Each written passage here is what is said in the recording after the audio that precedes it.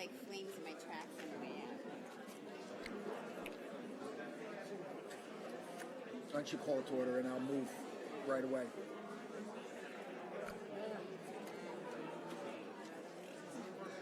On the public, on the, Evidently. 13, that's only 65 minutes. yeah. All right, so, Could be 31. Change that. The five.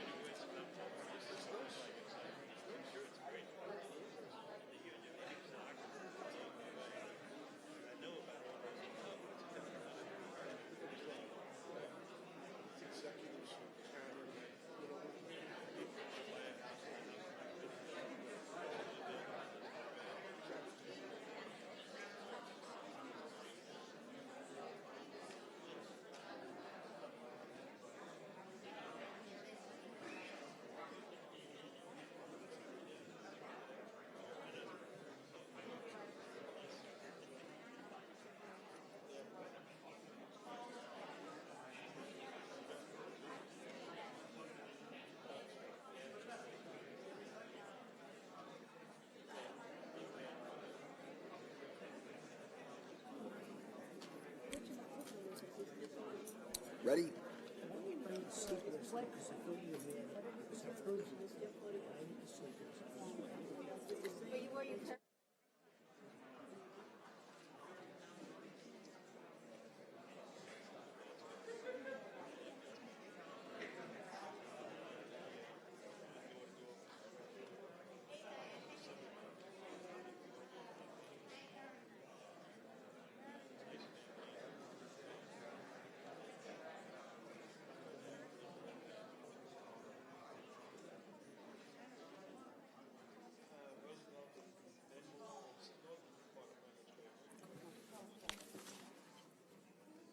all right, we're back on the record. Supervisor, I move that the public hearing be closed and that we reserve decision.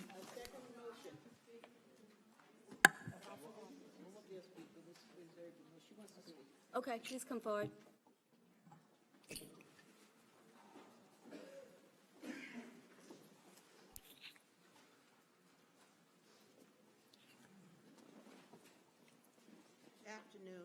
Good afternoon to everyone. Good Good afternoon. Wilhelmina Funderburg, 156 East Clinton Avenue in Roosevelt. You know, really and truly, when we really look at this agenda item, it really should be tabled, and I'll tell you why. Number one, it's in Senior Woman Council Goosby's area, and she haven't had a chance to speak with anyone and her constituents in that area. Number two, as I look at each of you's face, I want to ask you, have you all discussed this before you came today? Or was this the first time you saw it too? Ms. Funderburg, it's not mine. No, Not in my I'm going to district. ask a question. Okay. Did you see this before you came today? Ms. Funderburg, I was aware that this was going to be on the calendar for, I guess, 3 weeks when we posted that it would be on the calendar. So I knew a little bit about it, but that's why we have these meetings. They get a chance, the applicant gets a chance to come forward, tell us about the project. But this isn't my district. Sometimes I will meet with the developers, just as I'll meet with people from the community about a major project. So basically, it's up to the applicant to come forward and make their best case before us, and it's up to us to consider their application. Well, when does it go to the community so they can, so you can discuss it with them and they know what's going on? Because I haven't heard anyone here from Uniondale about this appointment on the agenda today. And from what I understand, it will take place part of Uniondale School District. I don't see anyone here from Westbury, because I know, like in Roosevelt, some people are residents of Roosevelt, but they go to Freeport School District. Some people are residents of Freeport, and they come to the Roosevelt School District. So I'm just trying to figure out how is all of this going to happen, and these people have not been notified. You haven't had any town meetings, and you certainly can't expect for the people who work to come to these meetings during the day and hear about what's going on in their communities. Because, you know, people work. I'm fortunate I worked 50 years, so I'm retired. But what about those people who are not retired and still paying taxes? And I want to ask you, Councilwoman Gupta, you said this is not in your area? It's not my district, no. It's not your district. Well, whose district is it? It's Councilman. Oh. Councilman Ambrosino's district. Councilman. Councilman Ambrosino's district. And he spoke to the people in his district about this? Where is he today? He is here. I think he just stepped out for a moment. Actually, he recused himself. He excused himself. Why? Recused himself. He recused himself from being heard on this matter. Well, did he speak to his constituents? I mean, you know, because people have to know. I mean, we are taxpayers. I don't live in Uniondale, but certainly. That is you know, why they we have a need to public know. hearing, but I do agree with you that we need to have more night meetings. I did put forward a resolution to have more night meetings. We got 2 more. I hope to have more going forward next year. Well, I'll tell you this, to be honest with you, I think you should have all night meetings, especially when things are really and truly, you know, because, you know, you're talking about people who work every day, you know, and you want them to take, because I remember at the last meeting, the people who were talking about the boats, they took off from work to come here, and when they got here, then they're going to table and they're going to have a community meeting because nobody know about it. You got to talk to the people in the community. You know, you all sit up there, you know, and you look nice, you look pretty, you smell good, I'm sure. But, you know, you got to talk to the people that elected you. You know, and you're not doing that. Okay? And this really should be tabled, because this is very Well, you just important. heard what we were doing, Miss. That's what we're doing. We're reserving it. Reserved decision. We're not going to vote on that today. Thank you. Yeah, I move that the public hearing be closed and that we reserve decision. Second the motion? Madam Clerk, will you please call the roll? Councilman Blakeman. Councilman Dunn. Councilwoman King Sweeney. Senior Councilwoman Gooseby. Supervisor Gillen. Aye. Madam Clerk, will you please call the administrative calendar? Yes, Supervisor, this afternoon on the administrative calendar, there are items 15 through 50. Supervisor, I move that the number 19 be postponed without a date. Madam Clerk, will you call the roll on the postponement of item 19? Councilman Ambrosino. Aye. Councilman Blakeman. Aye. Councilman Dunn. Aye. Councilwoman King Sweeney. Senior Councilwoman Gooseby. Yes. Supervisor Gillen. Aye. Do any of the council members wish to sever any items on the administrative calendar? Okay, well then can I have a motion on the administrative calendar? Okay. I move the administrative calendar in its entirety with the exception of 19, which has been removed. Second. I have a number of slips from those who wish to be heard on the administrative calendar. First, we have Felix Procacci.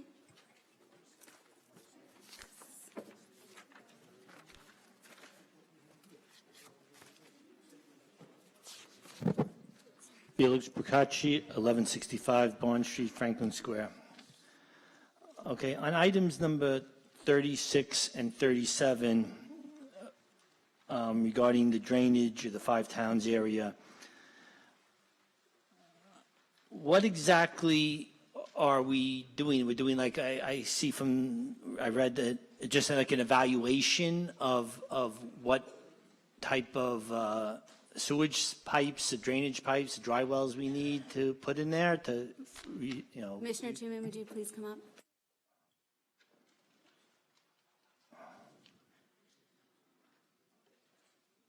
How's it going? Hi. No, this is an actual, well, this is the design phase, but it's primarily going to be road raisings that's going to be happening in those areas.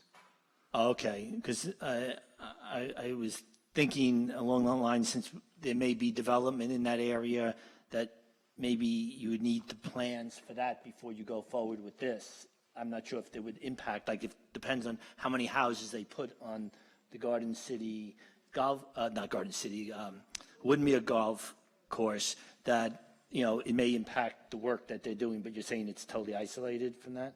Yeah, this is drainage for that immediate area. Okay, 'cause- It's primarily dealing with the tidal flooding that's happening in that area, so so, what you're talking about wouldn't affect that. so, yeah, if Woodmere gets built up, you wouldn't have to change that design. That's my only concern, that you'd have to do the work over if there's, you know, as I say, if there's more buildings there might be more water, you know, less, the ground's going to absorb less, so you might have to do something with this design, but that's just my question. Also, okay, I'm done with that, thank you. On the item, case number 7, the hires, terminations, there was nothing on the calendar. Is that correct? Because sometimes they add that last minute, and as of this morning, What number are you talking about? it's case number 7, item 44, you know, the general, personnel issues. Is there anything? I believe for 44, we have FMLA leaves and a leave of absence. Is that correct? Yeah, well, that wasn't put on that wasn't given to the public. Okay. Yeah, well, just on that issue, I just hope in the future that we do put all that we're supposed to. If there's terminations, leaves of absences, the public, you know, they all show up on my school district. They publish all personnel issues there, and I think that we should do that for the sake of transparency. I agree. Mr. Salmon, did I accurately describe what is on the personnel resolution? It's just FMLA and a leave of absence, is that correct? There is additionally one transfer, and there's one civil service, what we call Section 65. Somebody went through their probationary period successfully, now they're permanently appointed. Okay. I think it's important that all those be put on the resolutions given to the public on the website, because if there's anomalies with, once again, that's the only way we could track what you guys are doing. If there are anomalies there, I really don't count on this body to bring it to our attention. We have to look for it, and that's been the case for 8 years I've been here. So I hope in the future that we do show all personnel issues that require board attention, because they're supposed to be public. That's all I have. Mita Meriday?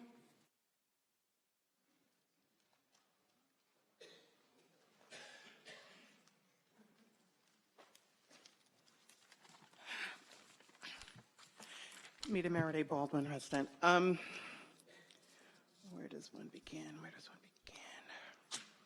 Okay, item 24, the purchase contract for the extermination at the facilities. Now, this is it says for the yearly requirement. How often is this contract executed, and what was the process? Commissioner, if you could please speak. I do know that there were 3 respondents and the contract was awarded to the lowest bidder. Is that correct, Commissioner?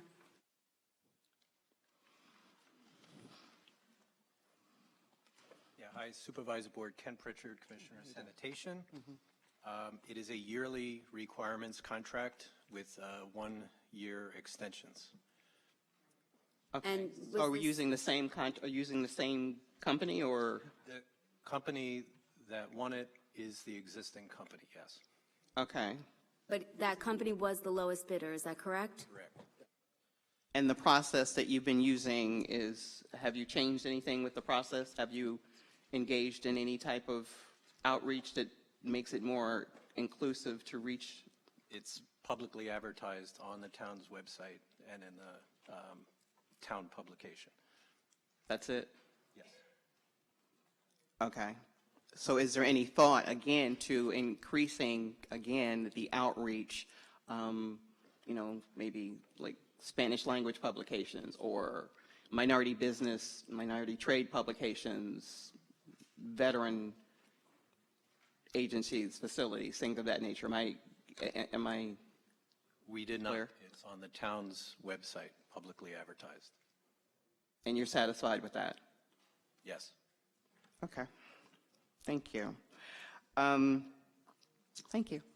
Okay, item 33, 35, 36, 37, 39, 41, and that's as far as I got. Just checking through the locations when we talk about trying to provide opportunities, and we're trying to grow businesses, and we seem to, we're looking at trying to build housing for residents to live here, but we don't seem to be giving any contracts to businesses. Maybe we're not doing enough. Well, it doesn't seem like we're doing anything to develop businesses here, but just those businesses on 28, from what I was gathering, just from looking up, this company is, from what I gathered, is in Ontario, California.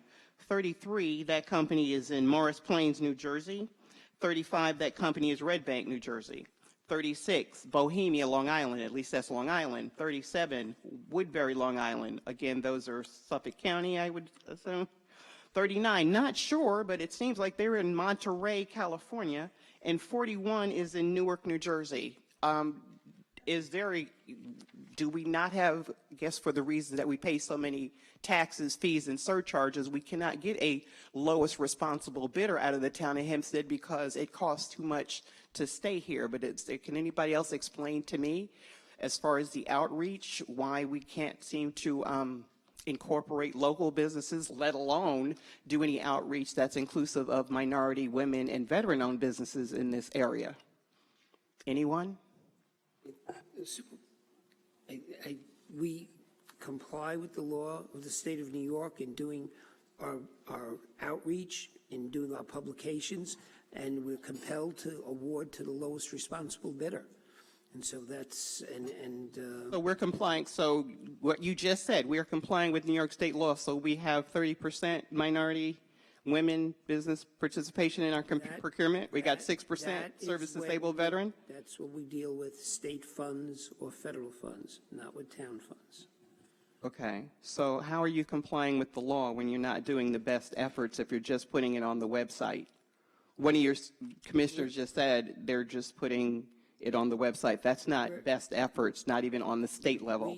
We advertise our public works contracts in accordance with the laws of the state of New York. That's how, that is the outreach that we do. So there is no town-focused business development. So there's no local business development outreach in the town of Hempstead. Yes or no? It's a simple question. Any business that would like to bid on our contracts just has to visit our website to see what they can bid on, and they're certainly welcome to bid. So I gather the answer to my question is no. There is no business development activities or outreach in the town of Hempstead. I already answered my question. Thank you. My last point has to do with Baldwin downtown redevelopment.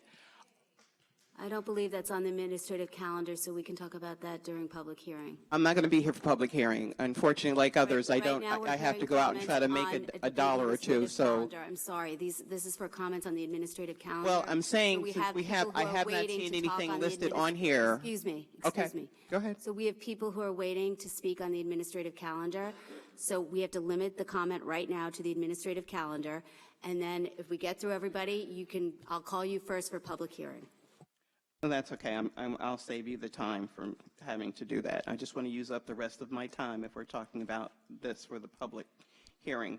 Again, as it pertains to these companies, what was the vetting process? Are all these companies new companies? So for 34, let's see. And Mr. Bakich, if you're here, you could jump in.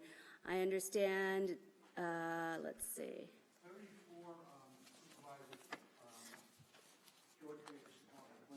Thank you. I think the information you may have on that is erroneous. That company is located out of Baldwin.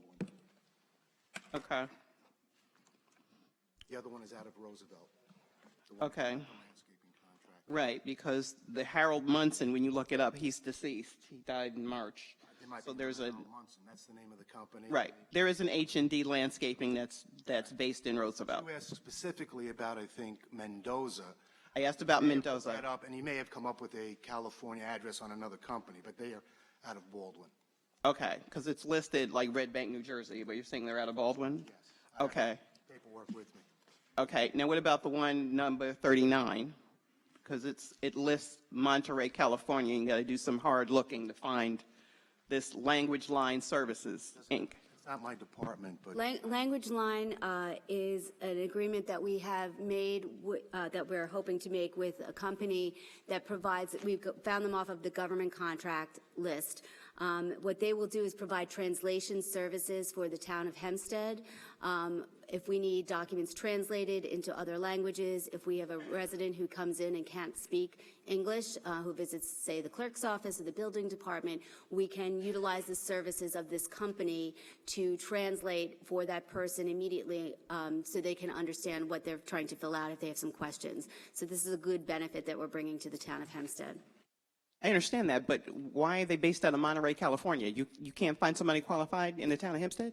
Because that's where their company is based, and they are the vendor that we got off government contract. Okay, well, would they welcome the opportunity to maybe set up an apprenticeship program to, here's a thought, if we have a business development model in the town of Hempstead, a thought, an apprenticeship type program where you bring somebody under your wing that's local, that helps to develop local-based businesses. If we're talking about keeping people here, why aren't we looking at developing local-based, diverse businesses? Why is that such a foreign thought here in this township? I just don't understand that it's okay that we're awarding all these contracts out of the area, and when someone asks a question about local business development, I get crickets. I don't understand that. My time is up. I'm good. Thank you.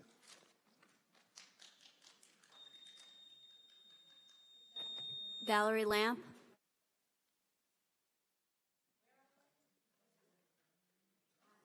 We're on the...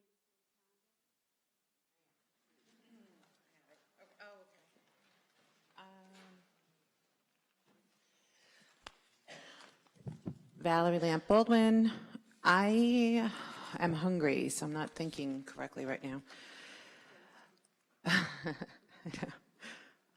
Number 22, is that still on the calendar, whatever? Okay. So I just have a couple of quick questions regarding the rejecting with the bids for awnings. I wanted to ask, and I understand that they rejected it because it came in higher than what they had estimated.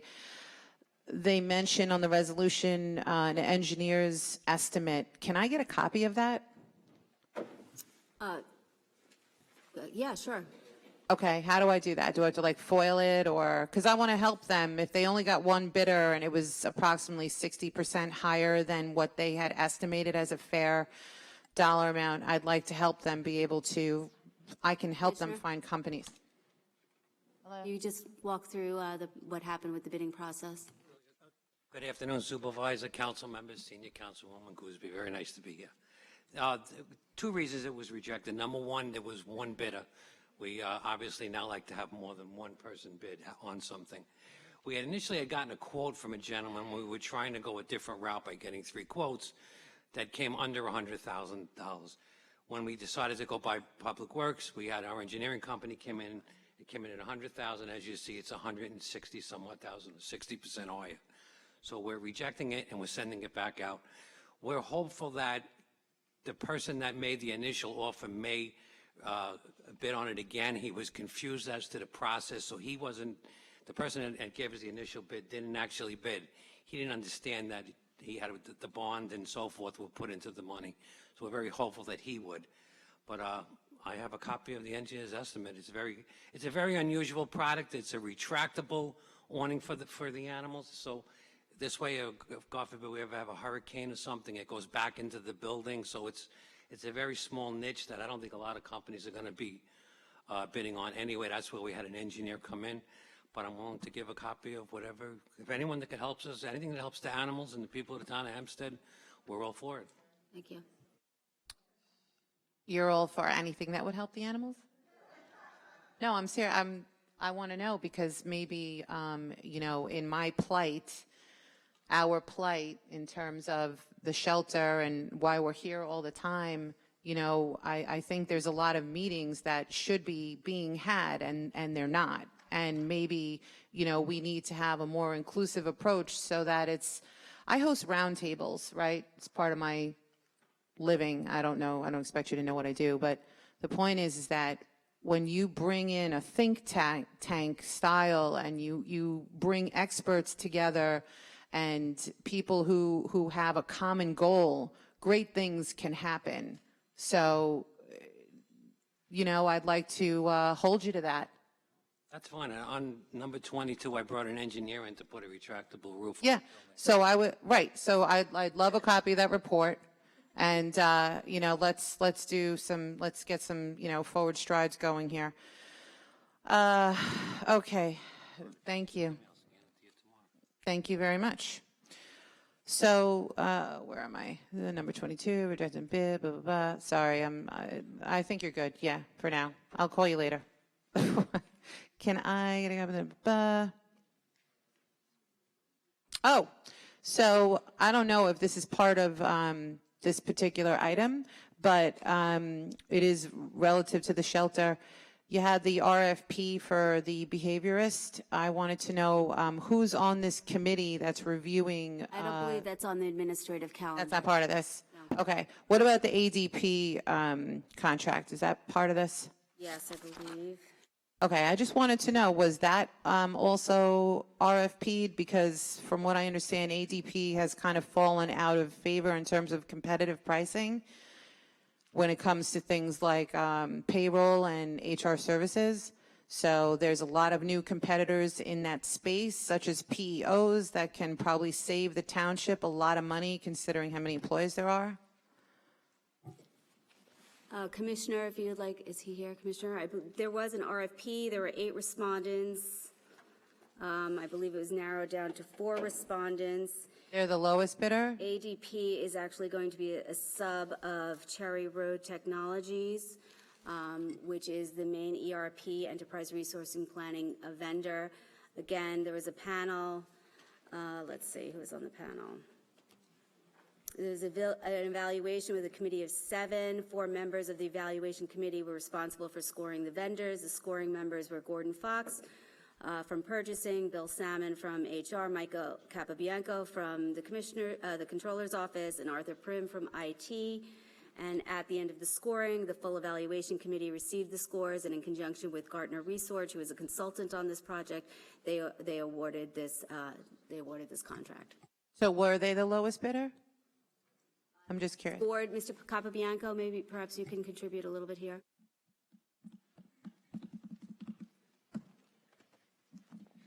Mike Capabianco from the Controller's Office. ADP is a third-party vendor supporter of the ERP system, which is being installed from Oracle. So it's part of the Oracle system itself. It's not something that we went out and bid. We went out and bid on the we did an RFP for the actual computer system as part of Oracle's system. ADP is part of it, so we have a third-party contract with them. So were they the lowest bidder? I'm just trying to. As I said, Oracle was the system we selected, and as part of the RFP process, they were deemed to be the lowest responsible bidder that we chose. They have, as part of their system, ADP, which provides the payroll services, so it's a third-party contract, which is part of the Oracle system. So we did not go out. Oracle is exclusive with ADP? Yes. It's part of their system. Fair enough. Okay? Thank you. Rory Gordon.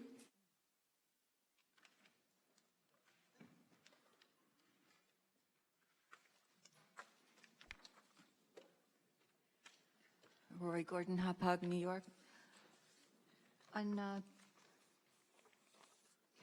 item number 17, does MGP Landscape Construction have a contract with the town? Mr. Rockcamp.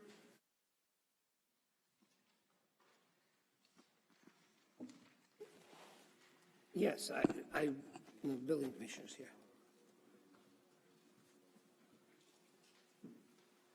Good afternoon. Yes, they do. And how often does that come up for renewal, or how long is it for?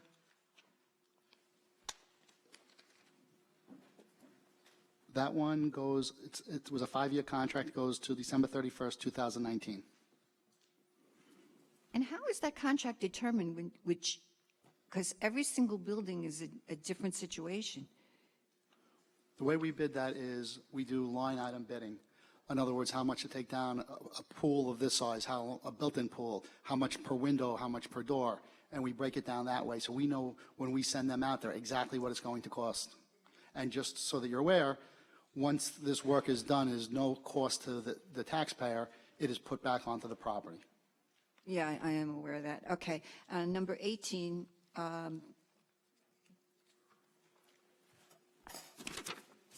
the address is 2370 Hewlett Avenue, Merrick. Did that go out for bid?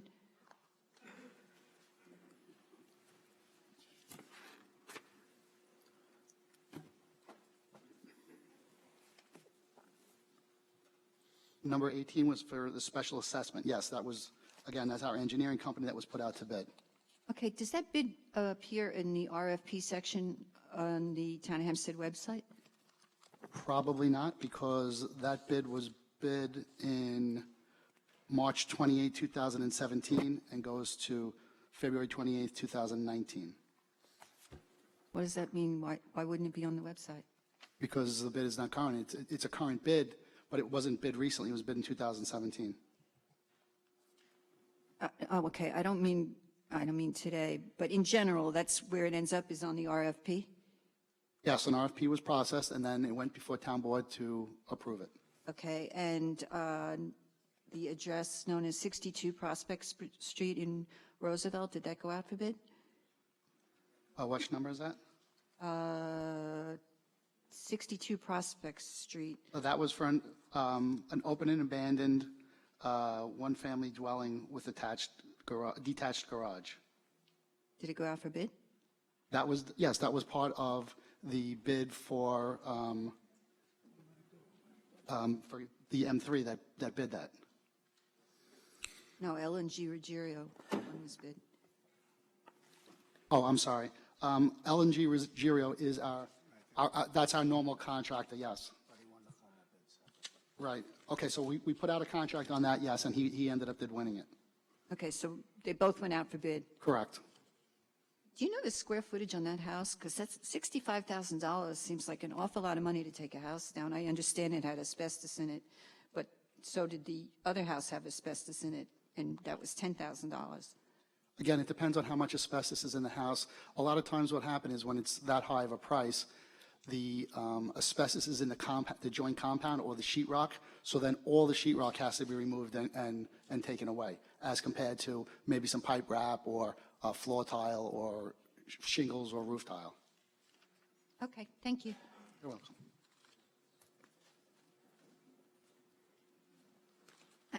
This I just have a question on. It's on, no, that's not for you. Thank you. Number 25. I'm just curious how this works. The town pays a church to use their facility? Can you stop the clock? Thanks. Yes, that's correct. Yeah, we typically rent space from churches and other institutions, preferably churches. They could use the money, and they always have nice facilities. Sometimes for a special event, we have to go out to another venue, but yeah, we pay them. I just think it's, I don't know, maybe it's silly to say this, but they don't pay any taxes, and there's a lot of catering halls that are sitting vacant during the day. I'm assuming this is during the day, correct? Yeah, I don't think it's appropriate for a catering hall, so the activities that we have, senior enrichment, so I think churches are a great place. I'm not Churches saying and they're synagogues. not a great place, but they don't pay any taxes. I mean, the taxpayer is supporting the churches, and we're giving them the money. Do you think they should pay taxes? Do I think they should? Yeah. No, I don't think they should, but do I think we should be paying them? No. I think maybe the small business owner could use the money, that's all, because we're supporting them. That's just how I look at it. And I have nothing against churches or temples at all. Commissioner's here to maybe answer your Yes. question a little bit. Hi, I'm Ms. Murphy. I'm the Commissioner of Senior Enrichment for the town. The town of Hempstead has over 180,000 senior citizens within the township. We have 15 centers which we operate Monday through Friday throughout the town. However, those 15 centers could in no way, shape, or form ever begin to accommodate all of the vast number of seniors which reside within the town of Hempstead who would like to avail themselves of senior services. Therefore, there are several, we call them clubs because they are not owned, the property is not owned by us, but we supply various services to them. In some instances, it's rental, in others, it's as well as recreational and educational. So in this particular instance, which is St. Hedwig's, it's located in Floral Park, we pay part of the rent, and the village of Floral Park pays part of the rent as well, to ensure that all of the residents within that geographic area have somewhere to go, because there is no senior center located within Floral Park. Okay, I was just curious how it worked. I don't remember seeing it on the calendar before, and I had no idea. No, and we are also always looking for areas that have the space and have the proper, most cases, parking availability. But generally, you need to have something with about the size of a gymnasium and perhaps as well a kitchen in order to accommodate what we really require for our seniors. And that's really why we do what we do. And how many of those facilities do we farm out to? Do you know? Currently, we are renting 3 different spaces in 3 different locations, but it changes from year to year. We do always try to get the best value for the dollar, and those contracts have been in place at the same rate with no increase for several years now. Okay, great. Thanks. Thank you. Thank you, Commissioner. Thanks.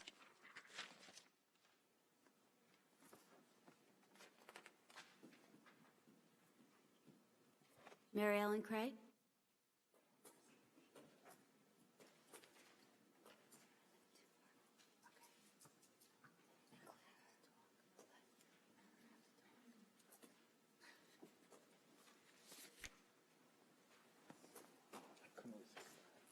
Good afternoon, Mary Ellen Cray, 436 Locust Avenue, Uniondale. On item number 39, which departments particularly will be using these services, please? Oh, for language line, it's not restricted to any particular department, but in certain areas where we have documents that we think we need translated, we can utilize these services. Also, we anticipate that in areas where we have a high interaction with members of the public, such as the town clerk's office or perhaps the building department, if a resident comes in and needs the services of language line so we can translate and better communicate with the resident, those are the departments where we probably will expect more activity with language line. And just to follow up on a point that was made by Ms. Meriday, she's not here anymore, but language line, although it is an out-of-state company, it employs local translators and consultants on Long Island in providing services, which is a good thing for our community. I was wondering how you were going to do it long distance. I know there's a lot of technology available, but it could make it awkward. Number 43, the special legislation for an act to amend the, how does that work, please? There is a bill pending in the New York State Assembly to help our Bay constables. It would put them in the same position as other peace officers in the state of New York when it comes to payments for workman's compensation. And so in order for that to proceed in the State Assembly, they need what's called a home rule message. And so that's what this is. Oh, thank you. And I think it's fairly common to say workers' comp. Oops. And on item number 50. So I'm trying to figure out where that is located on Merrick Avenue, north of Peters Gate. I think I know where that is, sort of opposite the Little League field-ish. And 123 Merrick Avenue. 123 Merrick Avenue. And It's on the east side. At first, I thought it was further down where that section is being demolished. But can you sort of fill me in? Is it somewhere in the area of the temple? Where? No. This is a different one. This is 50. No, this is calling for a public hearing for a different property. That's okay. I don't have a map in front of me to tell you exactly where this is located. And Councilman Ambrosino, do you have any idea where this is? It's in your district. For number 50, 123 Merrick Avenue.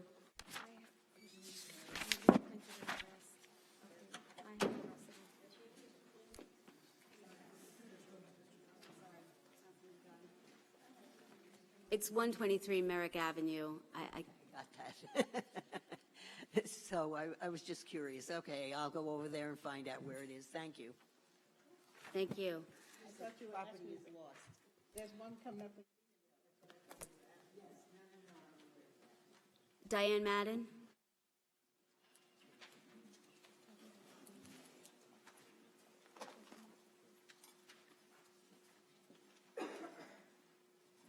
Diane Madden, Hempstead. Items 30 and 31. Could someone please explain to me the details of these two resolutions? Yes, these are, I'll let the town attorney elaborate further when he gets here, but basically these are resolutions approving expenditures for certain people within his office to go to certain training. One is for employment law and litigation. It's a webcast that's going to be provided. I think the cost is $462.50. And then another employee in our town attorney's office is going to attend a conference. Mr. Ra, do you want to elaborate further on that? Yeah, both of these have to do with employment issues that the town deals with. So what is it exactly? So I understand, for instance, 31 with Miss Katieva, what is it that she'll be learning how to do? It's a continuing education thing. It's updates on new procedures, new laws, new regulations, best practices. It's very prudent to do that. We need to keep our employees, especially our town attorneys, current on all the new laws. And it's actually required by the Bar Association. All practicing attorneys are required to earn CLE credits, continuing legal education credits, to show that they're keeping up with the practice of law. So for this, these are two practice areas that are relevant to their legal practice within the town of Hempstead Town Attorney's Office. So they're going to attend these training sessions, which presumably will update them on changes in the law, new issues that have come up in the law, new recent case decisions that may impact prior decisions or prior practice in employment and discrimination law. So not necessarily how to treat employees and whatnot. For instance, Miss Katieva, is she learning here at this seminar or webcast how to treat employees? There have been many complaints about this particular attorney, about being mistreated by her. I know that she came up here and spoke one time about an issue or rather a piece of legislation she created that was the public social media policy, rather, for employees. Found it interesting and rather actually concerning about her conduct right here at this speaker. So I'm wondering, is she learning? She's actually learning about laws or how to deal with employees concerning discrimination. I think this is a continuing legal education seminar, number one, and number two, it's interesting that you say there have been lots of complaints about this employee, because I find this employee to work very hard, be excellent at her job, and I have not had any complaints about I wouldn't expect you to say anything other than that, but I'm telling you that she mistreated some people that responded to RFPs, and I saw her myself, how she behaves, and I saw her conduct right here in public. So on the other hand, Ms. Crosley, I applaud anyone making the decision. I've worked with her. We have written legislation together for this town. Quite the opposite. Thank you.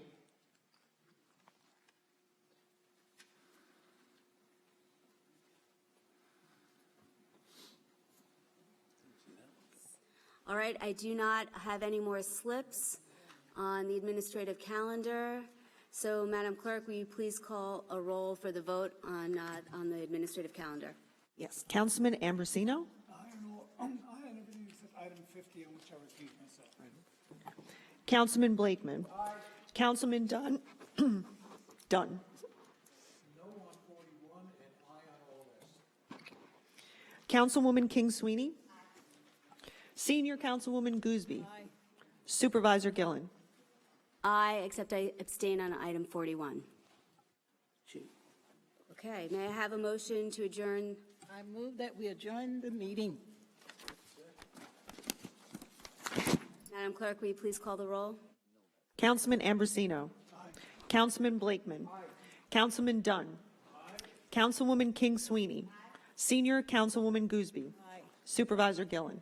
Aye. What do you got?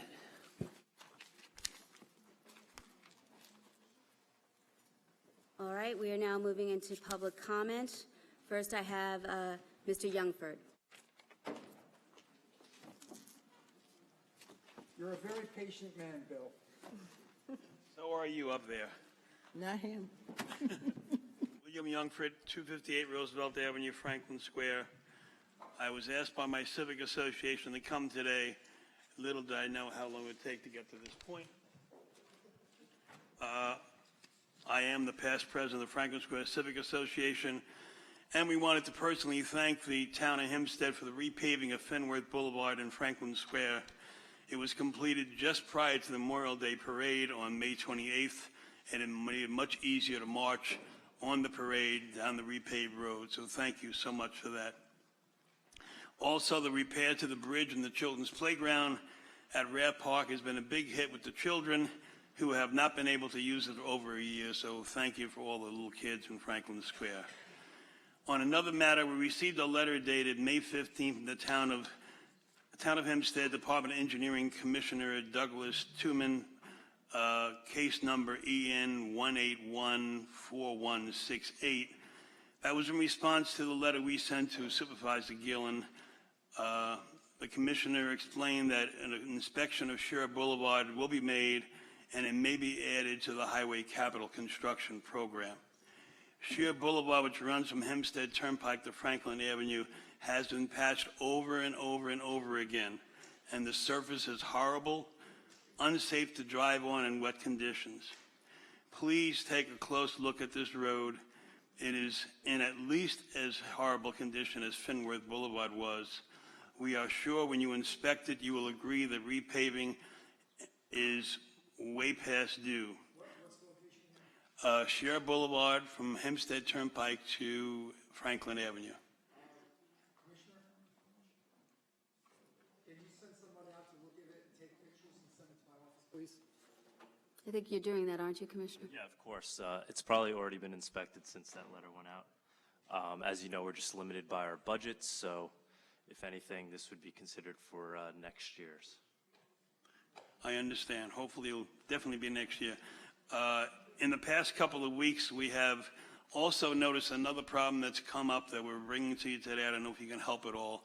But we have a number of lovely benches that were installed when the revitalization of downtown was done several years ago.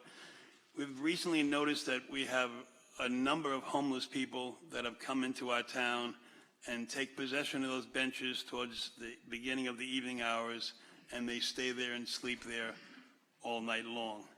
And unfortunately, these are businesses, and it doesn't create a good feeling for the town. Police have been called, and they say there's little they can do because they're not breaking any laws. They're just sitting on the bench. So I don't know if there's any shelters nearby that we can maybe suggest they go to. We're kind of frustrated. The Civic Association doesn't really get involved with this too often, but we hear the voices of the community and business owners. So I just thought I'd bring it to you today and hope maybe you could help with that problem. And the last suggestion I'd like to make is, as some of you know, I'm a trustee at the Franklin Square Public Library, and we do 2 periods of public expression at our meetings. We started it this year. We do one at the beginning and one at the end. So if people want to come and speak, they don't have to wait till a longer time like maybe now that we've all missed our lunch. But anyhow, thank you for listening. Thank you for all the hard work you do. And thank you for giving me some time to speak. Thank you, Mr. Youngford. Thank you, and sorry for the long wait. It's okay. Felix Procacci? I wish you wouldn't leave. Felix Procacci, 1165 Bond Street. Mr. Youngford lives in my neighborhood. The issue I brought up before with the transparency, I know we were going to have a meeting tomorrow. It was canceled by Melissa. She had to go away regarding the Renew Rath Park. And again, I brought both sheets of paper here.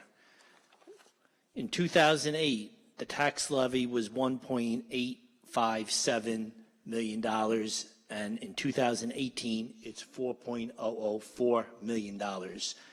And the majority of that is the apportioned costs. And when I had foiled it back in 2014, asking for the breakdown, no records found. So you somehow increased this board, I'm never talking to one person, increased the tax levy over 100% in 10 years. The revenue, I imagine, is from tickets, going into the pool revenue and, lacrosse or whatever, went from 127 to 238, 127,000 to 238,000. But meanwhile, the budget doubles, and we get less. My kids get less in the swim team than we did 5 years ago. There's less. It's only 4 days a week instead of 5, and there's no bus on Saturday. What I'd like you to do, this board, is to get the comptroller to give us, the residents of Franklin Square, a detailed budget showing the salaries, the equipment use, fuel, all the breakdown, because I'm a separate line item. Franklin Square is a separate line item on my tax budget, on my tax bill, and I'd like to know, why is it going up? Is it labor costs? Is it health care? We don't know.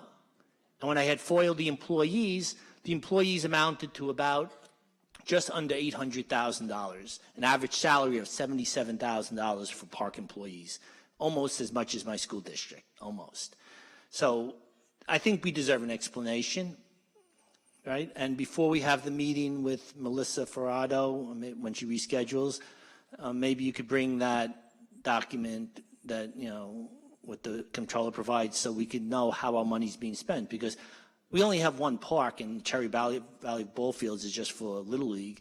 I'm not sure where $4 million is going, and an explanation, I think, is in order here. I hope that we get rid of the $5 machine in the building department. It was discussed by Rory Gordon at least a dozen times in the few years I've known her. I brought it up a couple times. I went to the building department to witness it. It's illegal. We're talking about the rule of law. We all want to follow the law. We're sending people to school, $400 for a course to follow the law. Here, very easy. Follow the law. Get rid of the machine. You don't pay. You don't. It's not $5 a copy for a sheet of paper. It's 25 cents.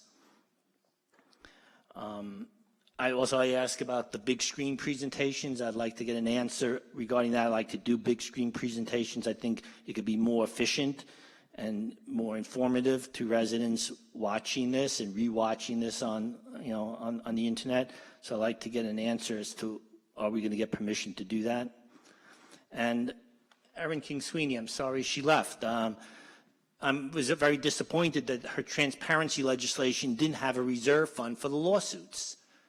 The press wrote a story that's saying that she wanted this, and all of a sudden she ran away from it.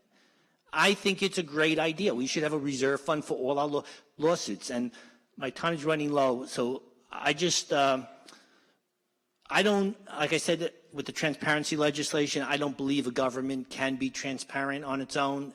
It's never going to happen. I think it's a commandment, it's a rule, it's a natural law, can't be broken. I could be wrong, I can't prove that it's wrong, but in the next month, I'm going to be setting up an extension of JustFacts Media. It's going to based on a single area. It's going to be a prototype. I'm going to ask for comments, and I would ask that the town provide me with information that I requested in my statement earlier regarding transparency without making me fight for every last piece of information. And I will provide free of charge. If you get someone to bid lower, they could take the job. I'm going to bid zero on it, and I'm going to provide a website and hopefully within the next year cover each area so everybody loves their community. Uniondale, Franklin Square, Merrick, whatever it is, I'm going to provide that free of charge. All I ask is the town be more, really follow the law. And forget about what Joe Ross says. That FOIL is violated every minute of the day. Conroy, he deserves 15 days in jail for lying to me last year regarding the audit. And no one does anything. I'm going to do it. I'm going to do what I don't believe you'll ever do.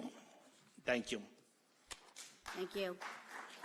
Bonnie Radford-Shar.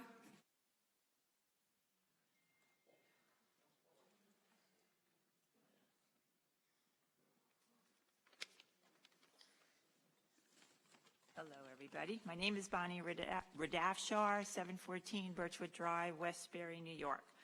I actually took a vacation day today because the last board meeting, which I watch all the board meetings from my office, I was quite upset by the last few minutes.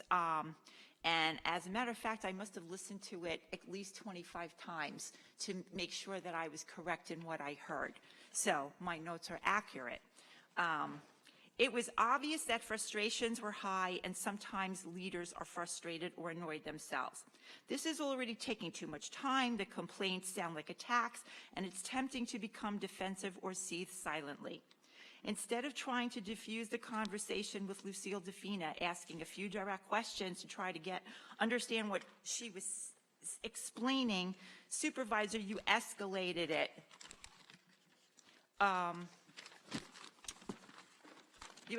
Okay, instead of diffusing it, you escalated it. It comes as no great surprise that words were put into the mouth of Lucille and other words twisted, because this has been done previously with Councilman D'Esposito regarding his issue with your former employer in RFP. He kept saying that, I didn't say that, yet you ignored him. You also misquoted Edward Toller, who never claimed on social media that his dog was spayed at the shelter, but you drew your own conclusion and ran with it as if his statement about his dog sustaining a botched surgery was false, when in fact everything he wrote turned out to be documented and factual. The context in which the word crime was used by Lucille was used as a figure of speech and not to be taken literally. Just like the phrase, this is a crime to waste food. She never used the word fraud, and she never said that the behaviorist does not come to work. She said that she sits on the lawn for hours having lunch, talking with volunteers, not all day long. She was told this by several people, and that this is ongoing. Hopefully one of these days those people will have the courage to speak up. Lucille was trying to explain, this is an example, so please don't quote me, that the behaviorist invoice for 1 week says she did training on approximately, let's say, 18 dogs. Only 3 or 4 actually have her name on their records. Most of the records read Jackie P. or Melissa, who frequently do evaluations. Even if these women were playing secretaries for the behaviorist, they would have noted per Christine. Additional work and services were submitted on her bill with no backup. No notes, memos, a behavioral sheet, schedule, notice, email, or report. Having 6 animals of my own and being involved in rescue for years, every veterinarian, vet tech, behaviorist, or trainer keeps detailed notes on every animal they evaluate. Not long ago, you said it seems the public does not have an appetite for money being wasted. Well, the public is very fortunate to have a person like Lucille Defina, who has spent the last 18 years visiting the shelter, foiling records, volunteering, rescuing animals, and spending in excess of almost $75,000 of her own money. The level of contempt that was shown for Lucille is unprecedented. You clearly went out of your way to discredit her because you didn't like what she was saying. You didn't give her the opportunity to give you a rebuttal or to suggest that you meet one-on-one to get a better understanding of what she was explaining. Instead, you quickly ended the meeting. About these RFPs, I understand that we're recruiting again, have another RFP. We still don't have a qualified behaviorist. The town is not making a concentrated effort to recruit. When you recruit for a specialized position, you cast a wide net to ensure that you are capturing the attention of the most qualified people. Placing an RFP or a legal notice does not even come close to being sufficient. Recruiting the same way 2 times just produces the same results. Thank you. Diane Madden?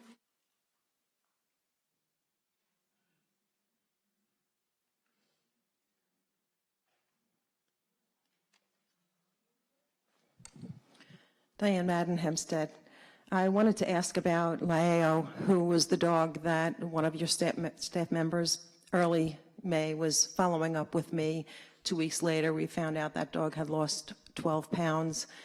It's been 2 more weeks. The dog looked very thin to me. What is being done?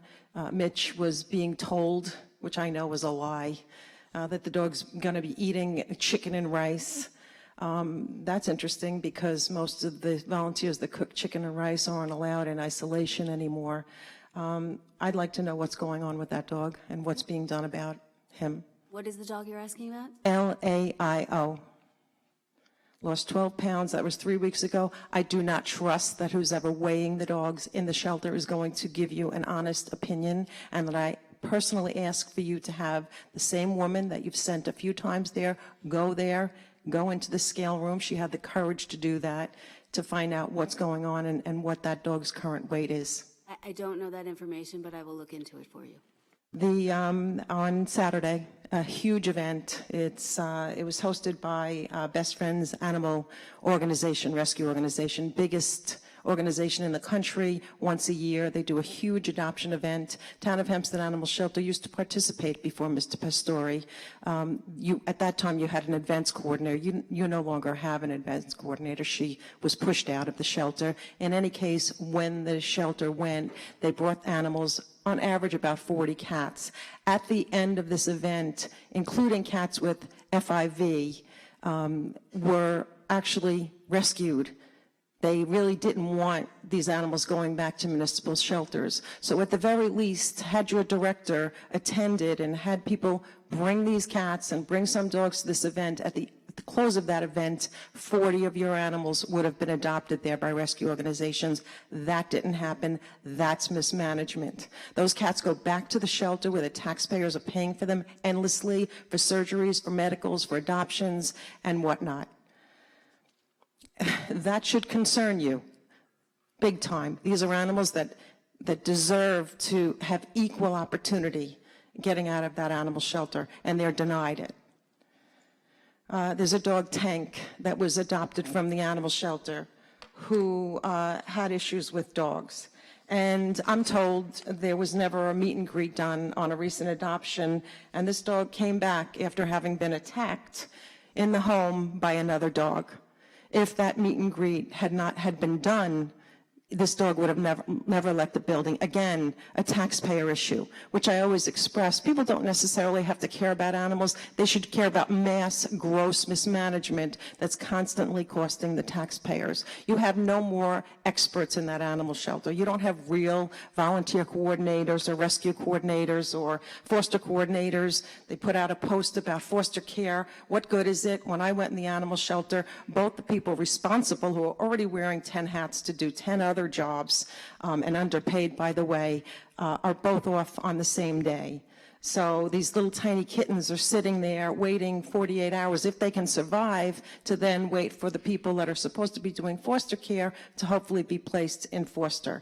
Again, everything I talk about is mismanagement.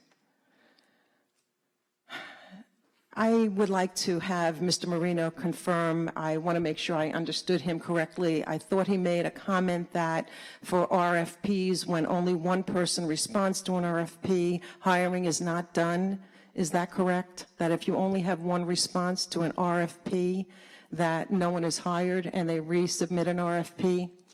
I don't believe he said exactly that. He said that there were 2 reasons why that bid was rejected. One was there was only one, but the main reason was that it came in way over budget.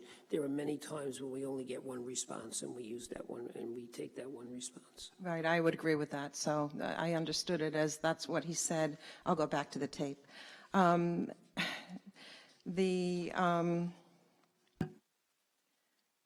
The issue here is that this animal shelter is worsening. I don't want to get some of these employees that are ready to walk out and make that big of a statement. But I can tell you that they are now expressing their concerns, even unknowingly, to representatives from the Humane Society of the United States. I strongly suggest you put in someone. I've seen your liaison's resume, not a drop of animal care, background, sheltering, even knowledge of what goes on there.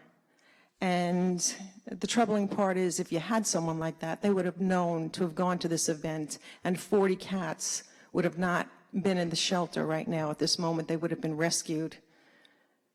It's a big problem, and you can't help the public to feel that you're part of that problem if you're allowing this to continue and worsen. You had a volunteer leaving there in tears the other day. I don't know if you watched the video. This woman couldn't even compose herself, didn't confess what she was crying about. I know what she was crying about. You've got to do something. I mean, excuse me? No, that's, no, Laura. I got blisters on my feet handing this out for you, right? Everything on here is identical. I'm asking you to fix the shelter. I'm asking you to keep your word. Mita Meriday?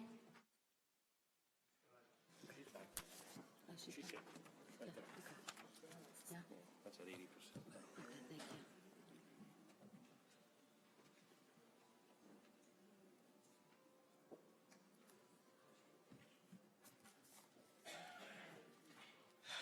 Mita J. Merity, Baldwin resident. Words. If it didn't impact anybody else, it definitely impacted me as we continue to see the most vulnerable constituencies that continue to be underserved, and it's very disheartening. And now I guess I get to ask my question, but I did get some information, but I wanted to know, and I wanted to let it be known that Baldwin residents are concerned about the lack of progress with the development along Grand Avenue. We still have the church-owned building that clearly still isn't in compliance, but it has a fence around it. We have another church that still has a construction fence around it. We have a supermarket that some residents think is a casino because somebody used it as a casino for something, and it's still wide open. So we have concerns that our money is not being allocated, and we go to other locations, and projects that started after, particularly the Pathmark project, are finished and thriving. So we have concerns about that. I just want that on the record, but I did speak to Mr. Bakich with regard to that. I come to you now, and I guess, at this point, I'm just really tired. I'm very tired, very disheartened. And looking at trying to get infrastructure, when we talk about infrastructure, we don't have numbers, we don't have data.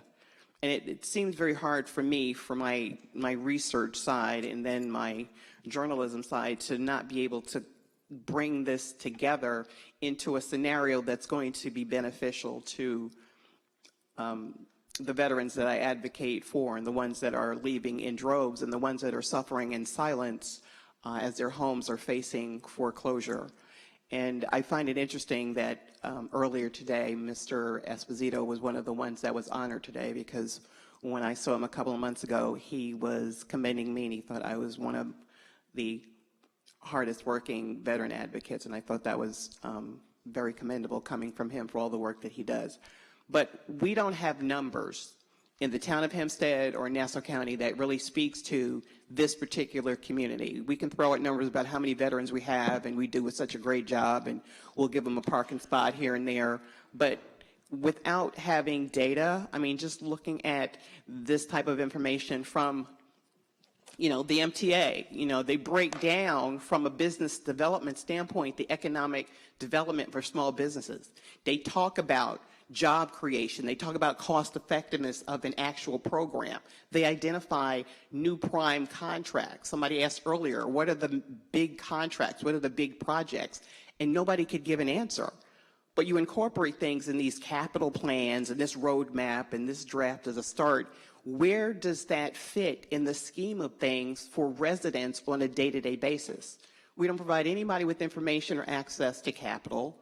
So these are things that could be fully documented in a program to develop businesses in this township. I mean, does anybody not get that? If we're not developing the businesses, from a capacity standpoint, if we could just grow the 10% of veteran-owned businesses nationally that have the capacity to hire another veteran, do you know if we just move that needle 2%, we could effectively eliminate veteran unemployment? Does anybody realize that? That 90% of veteran-owned businesses are struggling sole proprietorships in this day and age? 1 in 4 of our homeless population are Vietnam veterans? Does anybody get that? And this is taking nothing away from celebrating and recognizing and honoring those who gave their life in the ultimate sacrifice. But we're screwing them over here at home, but we get the same, bobbing our head, nodding our head, and we don't do anything that's different.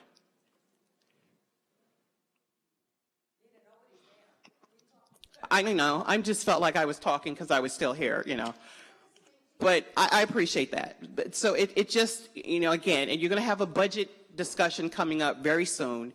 You're going to be increasing salaries for staff that clearly don't even respond to the constituents. Think it's bad enough they can't even FOIL and get the information. How do you think when you're trying to reach out and you call somebody and they don't get a response?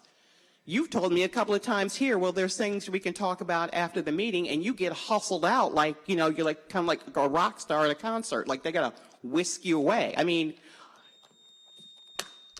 what else do we need to do?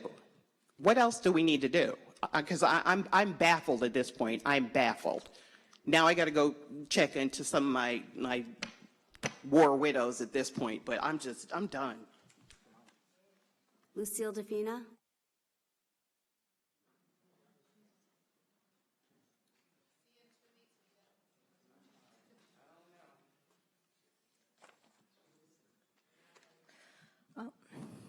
I don't really care that nobody's here, because why I'm here is because of you and what you did to me the last time I was here.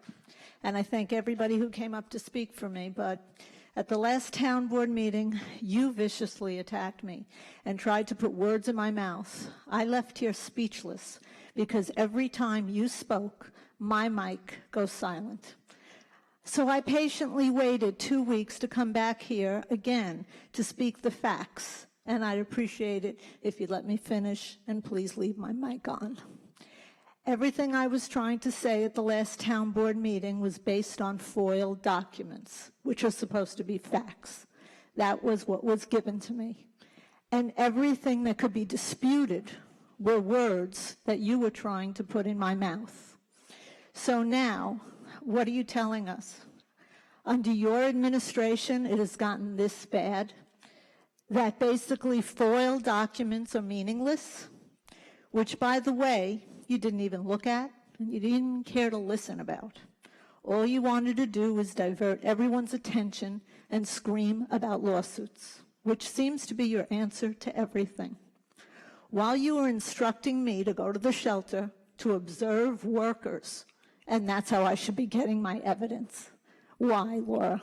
So that your staff can tell you that I'm a troublemaker, like they tell you Diane is?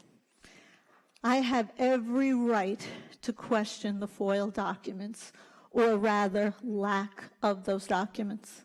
Yes, I have 80 pieces of paper here that your FOIL office has given me.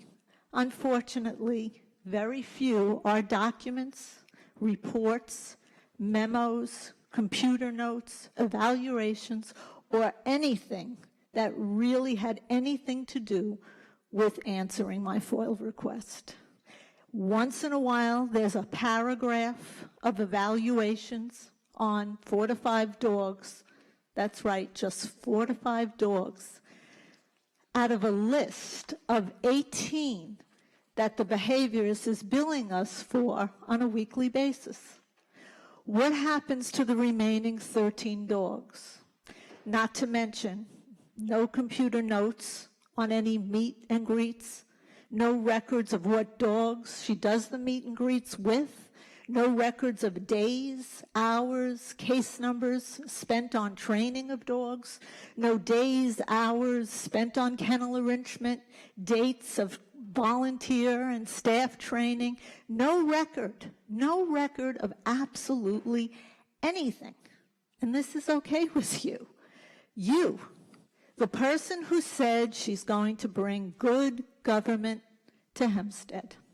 Hundreds of animals sitting in cages, depressed, sitting there, doing nothing, spinning, licking walls, getting no training, no socialization, not to mention the amount of cats that are just dying and being euthanized due to medical.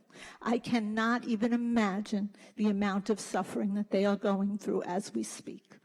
Paying someone $2,100 a week and not expecting to see any record or trace of work performed or how they are performing it. No accountability required. Gee, wasn't this the highlight of your campaign? Transparency and accountability and making sure the residents of Hempstead finally get treated better and with full transparency. Let's not forget that your previous administration groomed and basically handpicked your now beloved behaviorist. But what's even more amazing is how they have managed to get you to defend and protect the very people they put in charge. No one can ever say that the Republicans are not very smart, a talented group of people. They are 100% smarter than you and your staff could ever be. And they are sitting back laughing at how easy it is for you to believe everything that your staff is telling you. Your chief of staff whispered in your ear, and Rick Mamorini ran to Sylvia Cabana. Do you remember yelling out at me, "Isn't that correct, Madam Clerk?" That you had been made aware that plenty of documents of work were prepared for the behaviorists, and in the process of being prepared, they weren't and they don't exist. Isn't that true, Madam Clerk?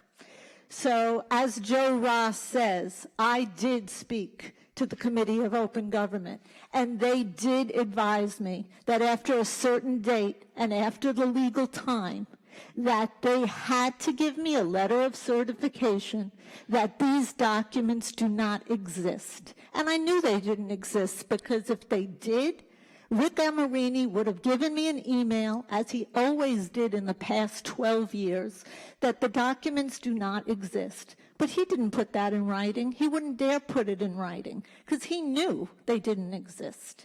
Instead, he whispered in Sylvia Cabana's ear and whispered in Jim's so they could whisper in hers. It's not true. They don't exist. And I don't want them to materialize in the next couple of weeks because now it doesn't matter. That's what open government told me. And they advised the town clerk's office to give me that letter of certification, which I have here, that these documents do not exist. So there you have it. We have a contracted person who doesn't basically have to show what she does and in the time she does it and how she does it. Why is this person getting the special privilege? The last behaviorist had to document everything when she was contracted. I have foils to prove that. Dr. Singh is contracted vet. He bills and says what he did and what his surgeries were and what the case numbers are. Everybody has to, you put out bids to put a new roof on a building, the roof gets done. We can all see where our money's going. Why was I attacked? Because I was asking to see where $2,100 is being spent a week for a behaviorist that we have. Thank you. M. Funderburg. I think she left. Wilhelmina Funderburg. Rich Shuren.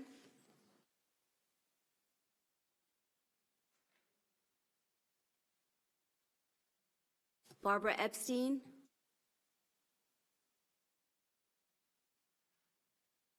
Rory Gordon.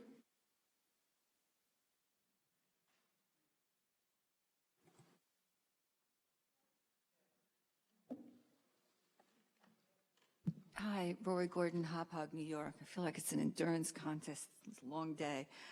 Is there any possibility we can get internet access in this building? I mean, I'm here and I'm trying to run a business and it's tough to do from my phone, and sometimes I have my computer, and if you guys take a 20-minute break or 10-minute break, I don't know, it's just a suggestion. Then maybe you could take it up on advisement, or maybe there's a reason you don't have it because of your employees, but they can get it on their phone regardless. Okay, thank you.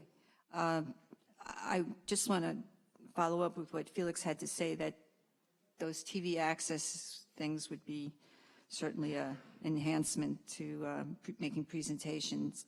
And I am sorry that Erin King-Sweeney is not here, because I know she was in favor of 4 night meetings, and somehow we mysteriously only ended up with 2. And I think it's a grave injustice to the people, because the people have to work, and only us that have positions that we can make our own hours are really the only ones that can come here. And unless people are impacted by something, is the only reason they show up, in my opinion. Either they're seniors, they have flexible schedules, business owners have flexible schedules, and it's sad the town of North Hempstead has all their meetings at night. And we are the largest township in America. We're bigger than a state in certain, with the population, and I just think it's wrong. And I believe, and no, not you, because you're a newcomer, but I believe it's designed by the whole board, which now we're down to just one and two people to listen to me. It's just designed this way so more people don't come out and speak, because they really don't want their voices to be heard. And that was reflected in the vote on the special election, that the board members know better than what the constituents really have a right to do, and that would be to vote in a special election to put in their candidate of their choice. Thank you, appreciate it. Thank you. Mary Ellen Cray.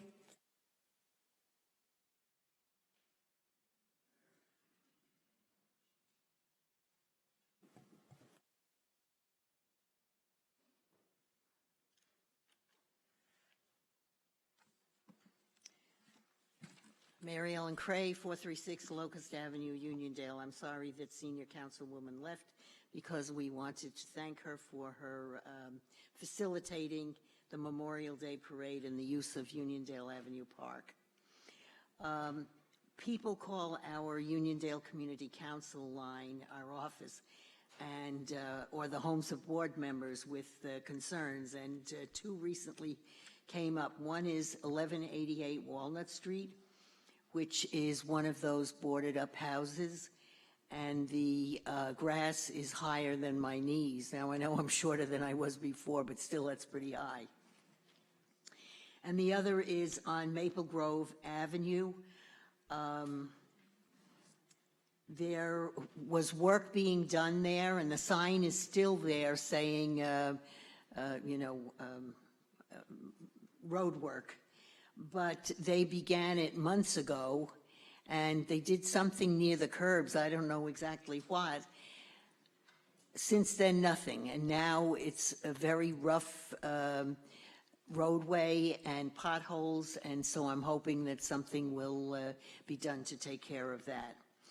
And the last thing is that at the last meeting, there was something about insurance. It was an add-on, insurance on a building on Nassau Road. And I thought that building belonged to the county. I can't remember the actual address, excuse me, but I think it was developed as a... Ms. Cray? Yes. Commissioner Backgage will answer. Thank you. George Bakich, Department of Planning. Yeah, that's 383 Nassau Road. I which is the field knew there was office. an 8 and There a is 3. another building on Nassau Road that the county owns. It's a little further to the south, I believe. There's PAL works out of there and things like that. Okay, so this one is what? 383 383. Nassau Road. Yeah, okay. So it's not the one that the county No, it's has. not. Okay. Okay? Thank you. You're welcome. Thank you, Ms. Cray, and I'll coordinate with Senior Councilwoman's office to look into those issues you brought up. Susan Cools?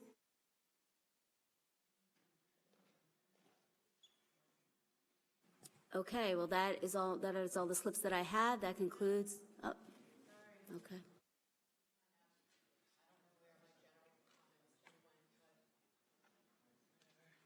Believe me, I want to leave too. Okay. Valerie Lamp Baldwin, the first thing is, I want to go to last week. There was a civic association meeting in Merrick, and I'm bringing this up because I found it to be both symbolic and interesting and disturbing that your shelter liaison was there. This meeting was specifically about the shelter. You had shelter staff at this civic association discussing things like their TNR programs and pet therapy, humane education. There were other staff members there as well. But what I'm wondering is, what does she do? What does your shelter liaison actually do? How is she liaisoning? Like, who is she liaisoning with?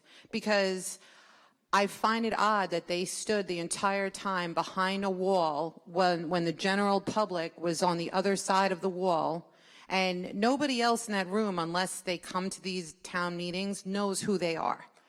So your shelter liaison doesn't even introduce herself to this crowd of people who were very interested in the shelter, their programs, et cetera. What does she do? I wasn't at the meeting, so I wasn't there to see. No, what I mean in general, like, what does she do? Who is she? She's not liaisoning with rescues. She's not liaisoning with the animal advocates and the people who really care about the town of Hempstead Animal Shelter. She's not liaisoning with that community. Who's she bringing together? That's what a liaison does. She is overseeing the operations at the animal shelter in conjunction with the director at the animal shelter. Great. She has a number Okay. of responsibilities. So, glad you Besides brought the that up. animal shelter, that's a very small portion of what she does. Okay, well, at that meeting, it was brought to light that after 7 years of the town with their TNR programs, that unfortunately the actual intake is only down 1%. What that means is that the TNR program is not really effective and it can explode at any time. Another issue is that staff had mentioned that the mobile pet vet thing that you guys have normally sits in the back of the shelter. It doesn't go anywhere. And they said they've asked the director many, many times, including recently during your administration, to get out into the communities because people who live in Oceanside or the 5 towns are maybe not going to be inclined to take their feral cats to get trapped and released all the way to the Hempstead Animal Shelter. But of course, that gets shot down. Words from your shelter staff is that it's worse now more than ever. And in addition to that, something I found very alarming is the fact that, you have these people that are involved with the humane education aspect, these programs that are at the shelter. And when a friend of mine who's very active in this world of animal advocacy, asked, because the woman was saying she was having a hard time getting into a lot of schools, so she asked if she was familiar with the New York State law, Section 809, which mandates every single elementary school to have a humane education program. They know nothing about it. So it's just another example of what I believe is mismanagement, incompetence, whatever you want to call it. The bottom line, Laura, is that you have surrounded yourself with people who do not care. And that is why I believe you're having a lot of problems, because the people who care the most have been shut out, attacked, alienated. It's really bad. And I'm you know, it leads me, I always circle back to this question. After seeing how, you know, Lucille was treated 2 weeks ago and Diane several months ago, you had this press conference, the OSO press conference in April of 2017.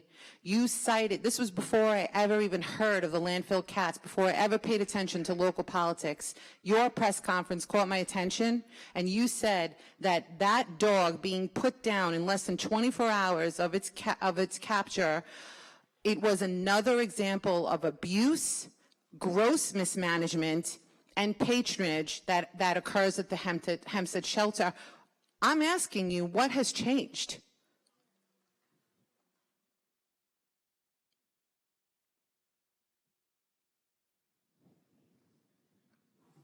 That was an incident where a dog, I was led to believe, was euthanized without even trying to reach its owner, which was a terrible thing. I remember the incident vividly. However, what I'm asking you is, you said it was another example. That means you have more than one example. You criticized Lucille for not having proof or sufficient evidence for the fact that she was saying, I have foiled all these documents and this is what I'm seeing. And now what? For attacking my employee. For alleging... Your employee is our employee. That's a taxpayer-funded employee. For making allegations against someone who is performing work without having any backup for it. If there's a problem with my employee or with any employee in the town of Hempstead and you have proof, then please bring that to me. That's all I've asked for. If you're going to make allegations, have some backup for it. Where's your backup? Where is your backup when you said, hold on, your exact words, because I have seen that video over 100 times, and I am telling you verbatim that the OSO case was another, that's a key word here, another example of the abuse, gross mismanagement, and patronage that occurs at the Town Hempstead Animal Shelter. Where is your proof then? I was relying on what I was led to believe. So you're just repeating stuff? You're just perpetuating rumors? I'm not perpetuating rumors. So when you say I was just repeating something, so if I told you in April of 2017 that Councilman Dunn murdered my mother, and you stood at a press conference and repeated it, I don't mean any disrespect. You know that. I'm hyperbolizing a situation with intent of making a point, okay?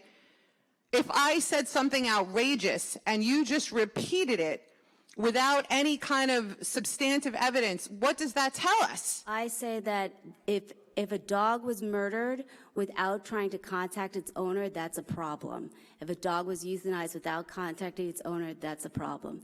And that's what I was concerned about. And I've been looking into that, and that hasn't happened in our animal shelter since I've been in charge, as far as I'm aware. So thank you very much. Thank you so much. The public hearing is over. You're very welcome.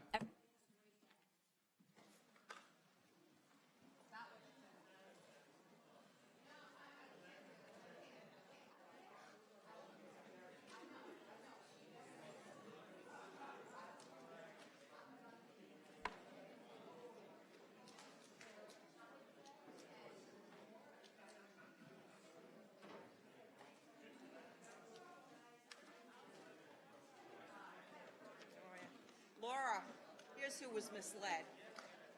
You were the misleader.